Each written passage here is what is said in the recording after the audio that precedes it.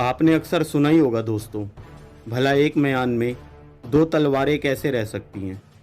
मार्च 1982 का वो ऐतिहासिक दिन जब बाल ठाकरे ने इंदिरा गांधी का समर्थन करते हुए जरनैल सिंह भिंडरावाले को चुनौती दे दी कि अगर तुम्हारे अंदर इतनी हिम्मत है तो तुम बॉम्बे में कदम रख के दिखाओ, तब मालूम पड़ेगा असली योद्धा आखिर है कौन।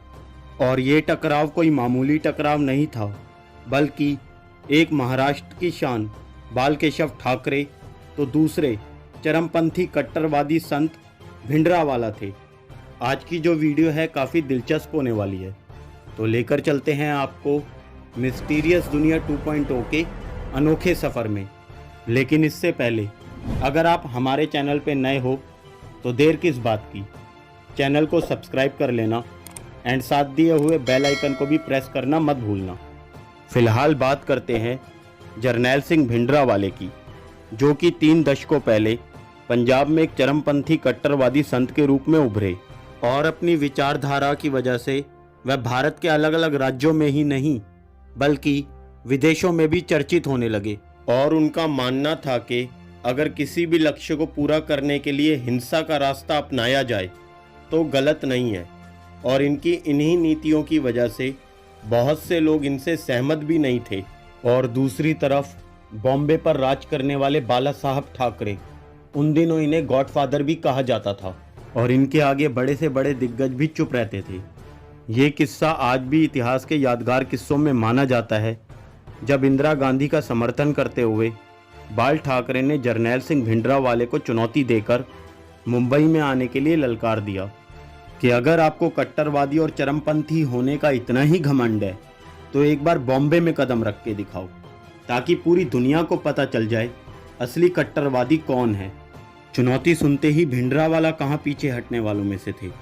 उसी समय वह मुंबई के लिए रवाना हो गए और उनके साथ सैकड़ों की संख्या में लोगों का काफिला भी साथ चल पड़ा, जिसे देखकर पता लग रहा था कि मुंबई की ज़मीन पर शेर की दस्तक पड़ने वाली है।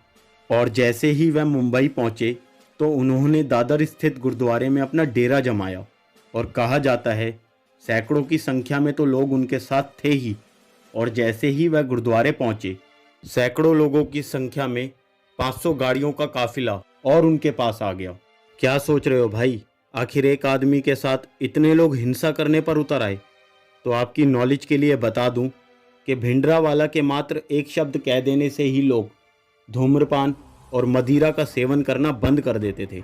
और इनकी इन्हीं कट्टरवादी विचारधाराओं की वजह से सन 1977 में भिंडरावाला को सिखों के धर्म प्रचार की प्रमुख शाखा दमदमी टकसाल का मुखिया घोषित किया गया था। फिलहाल वापस आते हैं अपने किस्से पर। भिंडरावाला जैसे ही गुरुद्वारे पहुंचे तो उन्होंने बाल ठाकरे को ललकारना शुरू कर दिया कि मैं मुंबई आ चुका हूं और खुलेआम मुंबई की सड़कों पर घूम रहा हूं। और वह मुंबई की सड़कों पर खुलेआम बिना खौफ के घूमने लगे। और इतना ही नहीं, भिंडरावाला के साथ इतने बड़े काफिले को देखकर बाला साहब ठाकरे के भी होश उड़ गए। और ऐसा भी कहा जाता है जब तक भिंडरावाला मुंबई में थे बाल ठाकरे भी चुप रहे। और कुछ लोग ऐसा भी मानते हैं उन दिनों बाल ठाकरे जी ने कोई हिंसक कदम ना उठाकर चुप रहना ही बेहतर समझा और अपने समझदार होने का परिचय दिया। आप खुद ही सोचो, अगर 2 कट्टरवादी पावरफुल लोग आमने सामने भिड़ जाते तो ये घटना उस समय की सबसे हिंसक घटना का रूप भी ले सकती थी। और यहाँ तक कि देश के अलग अलग राज्यों में भी इसका प्रभाव पड़ता और लोगों को भी इसका एक बड़ा खामियाजा भुगतना पड़ सकता था। सही कहे तो बाला साहब ठाकरे ने उस समय सूझबूझ से काम लिया। और क्या आप जानते हो, कुछ समय बाद देश के कुछ सिखों ने अपना ही अलग देश खालिस्तान की मांग की और अपनी बात मनवाने के लिए भिंडरावाला ने सिखों का पवित्र स्थल श्री हरमंदिर साहिब गुरुद्वारे को टारगेट किया, जहां जरनैल सिंह भिंडरावाला सहित कई आतंकियों ने गैरकानूनी हथियार और गोला बारूद रखकर गोल्डन टेम्पल पर पूरी तरह कब्जा कर लिया था।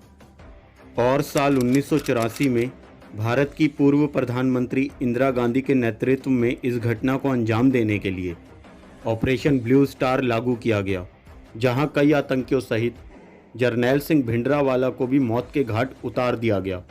ये थी घटना उन दिनों की जो वक्त के साथ बीत गई। उम्मीद करता हूँ वीडियो आपको काफ़ी इन्फॉर्मेटिव लगी होगी, तो इसे लाइक करना मत भूलना। और अगर आप चाहते हो मैं जरनैल सिंह भिंडरावाला और बाला साहब ठाकरे से रिलेटेड एक सेपरेट वीडियो जल्दी लेकर आऊँ, तो कमेंट में ज़रूर बताना। तो मिलते हैं फिर किसी नई वीडियो में एक नए टॉपिक के साथ। जय हिंद, वंदे मातरम।